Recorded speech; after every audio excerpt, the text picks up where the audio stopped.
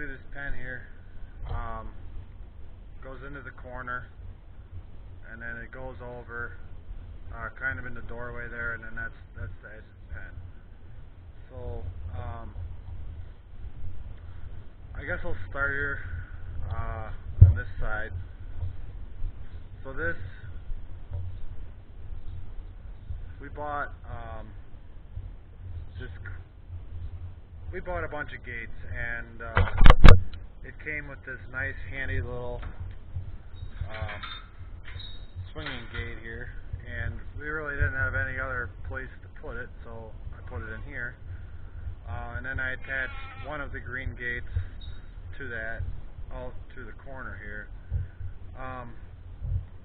So yeah, for this size of goats, these green gates would be perfect.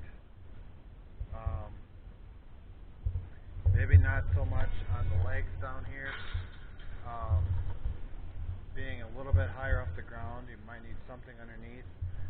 But I mean, where this gate is here, there's not a lot of room for them to escape underneath. There's no big cracks. The pipes are close enough together. It works pretty good. So basically, a good thing to keep in mind is you got to remember how big the goats are, and also what your future plans are. If I were to have, say, all these 5 or 6 in here would have kids now, and the kids would be running around in here, you definitely want something more than just a gate. Cattle, these are cattle panels I buy. They're like, I want to say like 6 by 8 holes. They come usually about 16 foot long, and they are a lifesaver. They're not that expensive, and they work really nice. Really, they're real easy to handle, I guess. Other than being 16 feet long, they're not bad. So yeah, for this pen, if I were to have kids in this pen, I'd have it set up just how I do, because I believe I've had kids in this pen in the past. So yeah, we got the green gate here. Put the panel in front of that, and then the other good thing about these green gates is the holes are big enough that the moms can't fit through, but the babies would be able to slide through there. So once they become a few weeks old and you want to start creep feeding them, being able to take the panel off of this area here, or even over here, you could even cut the panel off just so they can slide through and eat. And yeah, we've done that in the past where we ran another panel across the lane here and closed it off and put a feeder in somewhere here. I haven't done that this year. We mainly put all the kids in the calf barn. But if you go, yeah, you're gonna go buy a bunch of cattle panels and set up your pen, make sure you also have some T-posts or other gates to attach them to. What tends to happen is the goats stand on it, and I mean, this one's in pretty nice and tight, but if you just have a panel here, 16-foot panel with 2 posts, they're going to stand on it, and this is going to bowl. So yeah, you could do a 16-foot panel and put like 3 posts in, 2 on each end, 1 in the middle, and you should be totally fine. But this is just what I've done. We got this wooden gate here that we've used a few years now, and you just tie the panel right on. And I have had plans to maybe make a feeder out of this gate, take the panel off, maybe add a few more boards to it, and then make it so they can stick their head through and eat. But for right now, they got their trough there, so that's Moving over to this end, uh, we just got a shorter pipe gate here, which would work fine. It's just a little bit too short. They'd probably jump right over it. But being right by the door here, we wanted to put a little bit of a wind block up um, to keep the wind, if any wind would want to come blowing in through this door here, kind of slow the wind down there. But this pen works really nice. So we'll take a step outside here.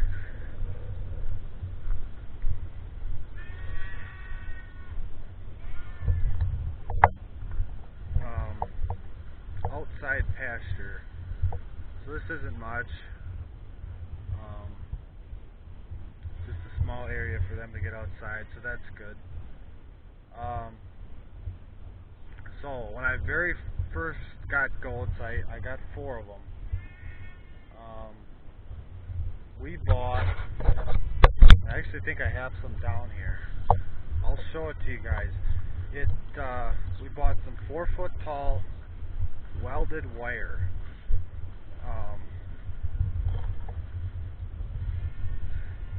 We got just a small section of it here.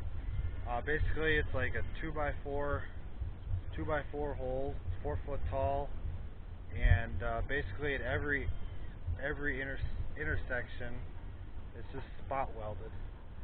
And if you were to talk to me and you were going to go buy this stuff, I would definitely tell you not to, unless you were looking for a very quick, easy, temporary fence.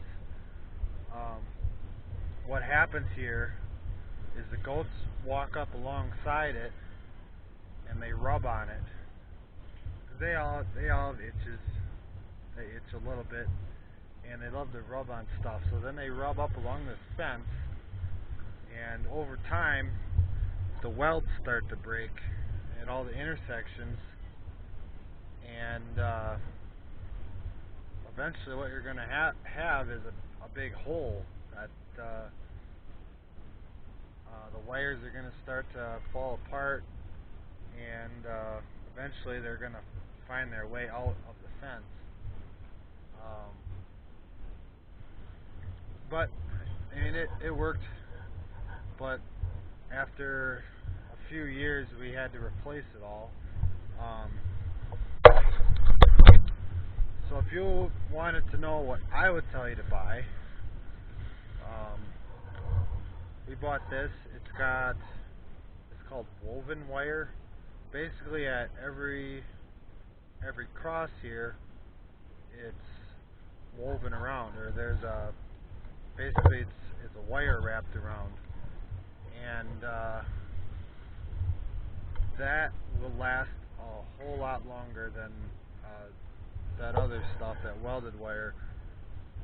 They can rub on it all they want, and these intersections aren't going to break very easily. I want to say in the other pasture there is a slight area that is starting to fall apart, but it definitely lasts longer than that stuff.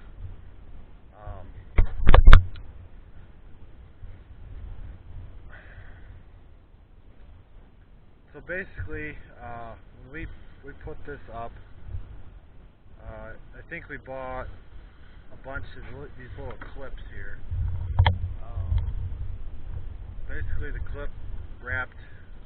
You hooked it on the fence, hooked it around the T-post, and hooked it back onto the fence, and those worked. I mean, we used quite a bunch of them. And this fence here is actually in need of repair. It's starting to get a little loose. The bottom's starting to curl up, but it happens. The other tip I can give you guys, if you are installing a fence like this, or even that stuff, even if you decide you want to do that stuff, one thing I've learned these past few years